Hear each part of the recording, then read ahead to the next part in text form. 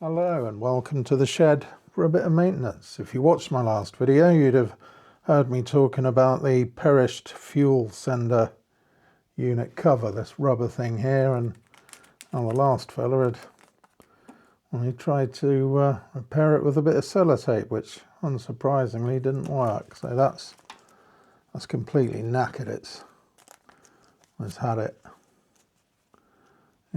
totally just perished and cracked. And yeah, you can buy them, but I've got a 3D printer, so with a quick bit of CAD and a bit of printing, come up with my own. And well, I'm going to try it on.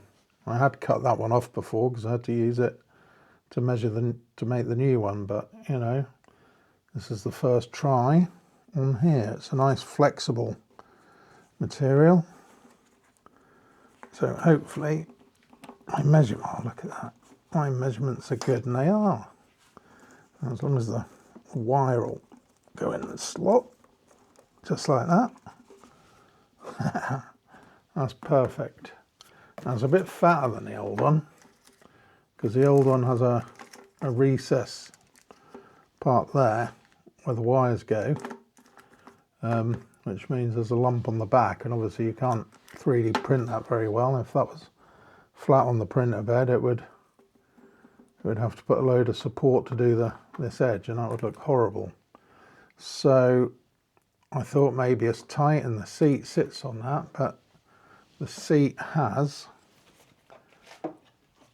these rubber blocks, and they were, well, they're much fatter than that was, and that lines up, this top of the sender thing lines up with this square here. So sorry about the dodgy camera work, but there you go. So there should be plenty of room for that, for the seat to close, and it does. So happy with that. That's gone well. So yep, that's good. Pleased with that. That's a damn good fit. Doesn't even wobble. Not often I impress myself, but there you go. The other thing I've got is printed myself a new camera mount to put my camera on the front of the bike. In the last video, if you did watch it, you'd have seen the camera going flying off, as the previous one of these I made broke. This one I've increased the strength, sort of more than doubled it, so hopefully that'll be able to handle the weight. It's a carbon reinforced plastic, so it should be tough enough, hopefully. And finally, and our little fun things we've made, this is a constant source of annoyance, putting petrol in. I usually get it in a can because they hold so little, it's just annoying, so it's easier just to get the 10-litre can filled up, when the car gets filled, so then you don't have to keep mincing about going to the garage. But just because of how these are, you can't really get a normal funnel in there very well. It sort of like touches that stuff in the bottom and it just sticks out, and you end up putting petrol anywhere. So I've been using the top off a Coke bottle that I cut off, but that's not ideal, and that flops about, and you end up putting petrol all over the top of this, and I think that's what causes all this rust. Petrol obviously melts any sort of oiliness off there and allows rust. I think that's why the top of petrol tanks on these get so rusty. So I wanted a funnel that wouldn't fall over, so I made one. So this has the same matching size and fittings as the petrol cap, and you just pop it in, give it a little twist, and it fits. It's rigid, so you can pour petrol in easily without chucking it everywhere. And when you fill up, which you can't really see because it's dark, but when you fill up to the bottom of the neck of the funnel, it's tank full, and should be able to take it off without covering everything in petrol. That may be going a bit far, but maybe I have too much time on my hands, I don't know. But there you go. That's what's done. Right. So the next thing, with that all done, will be to go run it out of petrol. I've so far done 65 miles, I think, on this tank full. Let's have a look. Yeah, 65 miles, tells you here. The gauge is right at the, well, it was right at the bottom of the red. It's gone up a bit sitting on the stand, but I have no idea how much is in there. But like I say, done 65 miles, so let's take it for a ride and run it out and see how far we get to a tank full. Okay, let's see how far this petrol takes us. The sea is pretty rough today.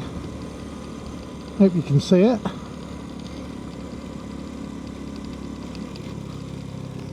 Let's all pull in and show you. There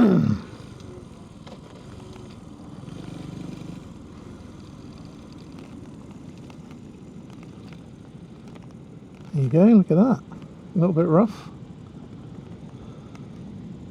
I'll stir up a bit. Look at all those, can you see those turnstones? Those little birds on the ramp? There's loads of them. Cute little things. But yeah, all sea's looking rough. It's really cold today. Back to winter. Winter gloves back on. Plenty of insulation around my neck. And a warm shirt under my winter coat. Not that I've put the summer one on yet, but still it's bloody cold.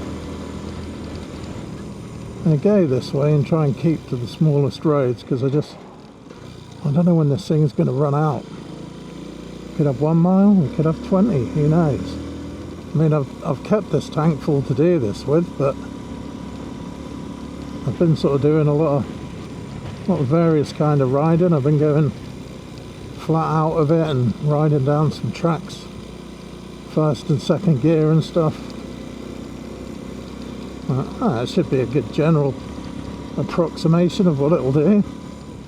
I keep looking down, waiting for that to change to 70 miles. Oh, there it goes, it did it, 70 miles.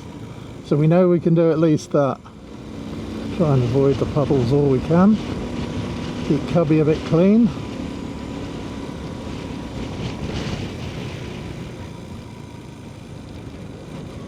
Oh, spoke too soon there, didn't I? Just have to go real slow for it.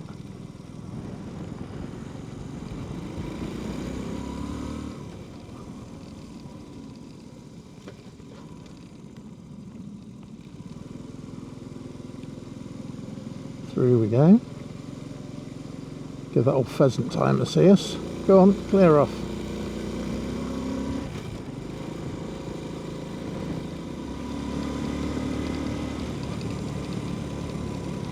"75 miles. Cubby just keeps on cubbing. My God, another lake. Must have been more rain last night and this morning than I thought. This one's quite deep. Cubby the boat. Come on, Cubby. 79. We're going to do 80. We're going to do 80. Come on. Hell yeah. That's cubbing. Yes. Get in, Cubby. 80 miles. That's cubbing. Ah, that's amazing. I think it's 20 miles to a litre. That's pretty good, isn't it? Temperature's dropped.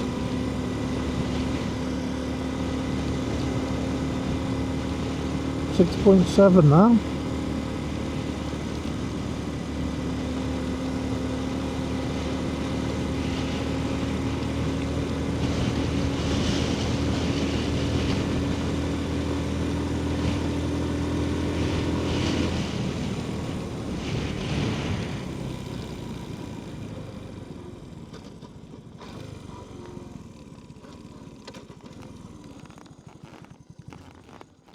And there we go.